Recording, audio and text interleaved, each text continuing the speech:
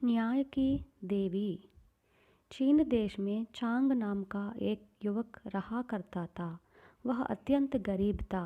बचपन में ही उसके माँ बाप गुजर गए थे, इसलिए चांग छोटा मोटा काम करके ज्यों त्यों अपना गुजारा करता था। पिता की संपत्ति के नाम पर चांग के पास केवल एक छोटा सा घर था जिसमें वह रहता था।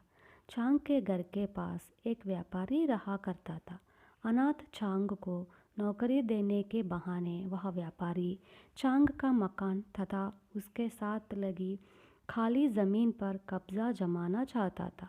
पर चांग व्यापारी के मन की बात को अच्छी तरह जानता था, इसलिए व्यापारी के पास नौकरी करने से उसने साफ इनकार किया। चांग की कुलदेवी थी टेंगो।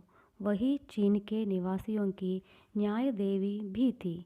अपने काम पर जाने से पहले चांग रोज श्रद्धा व भक्ति के साथ टेंगों की प्रतिमा को प्रणाम करता।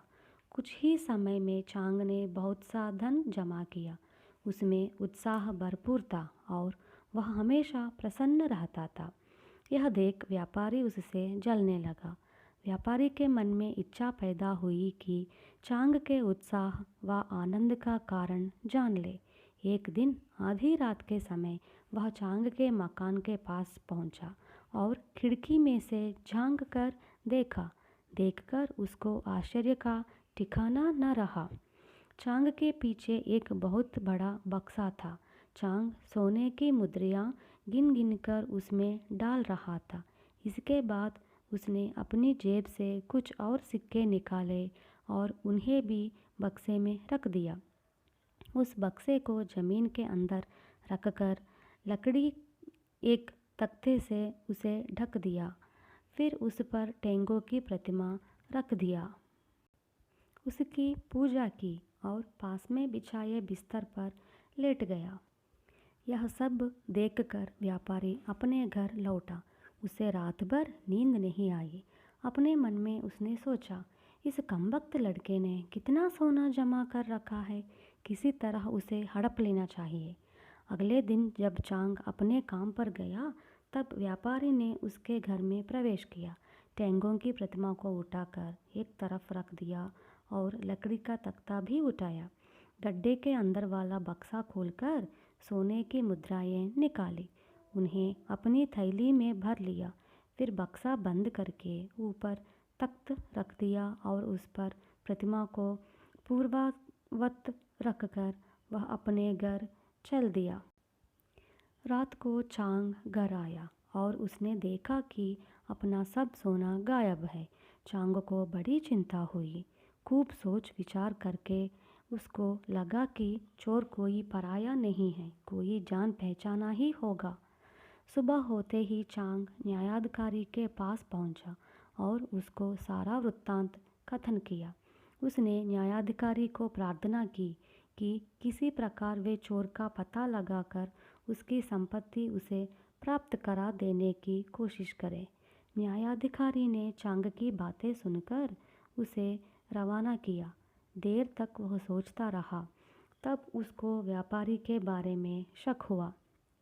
चूंकि चोर को पकड़ने की जिम्मेदारी उसी की थी, उसने रात के समय चांग के घर पर पहारा देने के लिए गुप्त रूप से एक सेवक की नियुक्ति की। 2 दिन हुए, चांग के मकान की तरफ एक आदमी भी नहीं फटका। लेकिन तीसरे दिन रात को व्यापारी चांग के मकान के पास पहुंचा और खिड़की में से अंदर झांकने लगा। इसे पहरेदार ने देखा और दौड़कर न्यायाधिकारी को खबर दी। न्यायाधिकारी का व्यापारी पर शक था ही, अब वह साबित हुआ। अब व्यापारी को चोर के रूप में पकड़ना ही बाकी था। इसके लिए न्यायाधिकारी ने एक उपाय सोचा और उसे चांग को बता दिया। चौथे दिन व्यापारी ने आकर चांग के मकान की खिड़की में से भीतर झांका तो उसे एक विचित्र दृश्य दिखाई दिया। खिड़की की ओर पीठ करके एक स्त्री खड़ी थी। चांग घुटने टेक कर उसे प्रणाम कर रहा था। वह स्त्री चांग से कह रही थी, वत्स, मेरे प्रति तुम्हारी अनुपम भक्ति को मैं जानती हूँ। पीढ़ियों से तुम्हारे वंश के लोग मेरी पूजा अर्चना करते आ रहे हैं। तुम्हारे प्रति घोर अन्याय हो गया है। मैं जानती हूँ तुम्हारी संपत्ति की चोरी किसने की है। उसने तुम्हारी जो 1000 स्वर्ण मुद्राएं चुरा ली है, वे सब मैं तुम्हें वापस दिलाऊंगी। तुम चिंता मत करो। ये सब बातें सुनकर व्यापारी को बड़ा आश्चर्य हुआ। वह मन ही मन कहने लगा, 1000 स्वर्ण मुद्राएं? उस बक्से में तो 100 ही स्वर्ण मुद्राएं थी। मैंने अच्छी तरह गिन तो ली थी ना। यूं सोचते हुए वह दौड़ दौड़ अपने घर गया और चोरी कर लाई मुद्राओं को फिर से गिनने लगा। जब व्यापारी स्वर्ण मुद्राओं को गिन रहा था, तब न्यायाधिकारी 10 सिपाहियों के साथ वहां पहुंचा। उसने व्यापारी को बंदी बनाया। व्यापारी ने मान लिया कि उसने चोरी की है। फिर न्यायाधिकारी ने व्यापारी को 3 महीनों के कारावास की सजा सुनाई और चांग को अपनी सारी स्वर्ण मुद्राएं वापस दिलाई। उन्हें पाकर चांग बहुत खुश हुआ।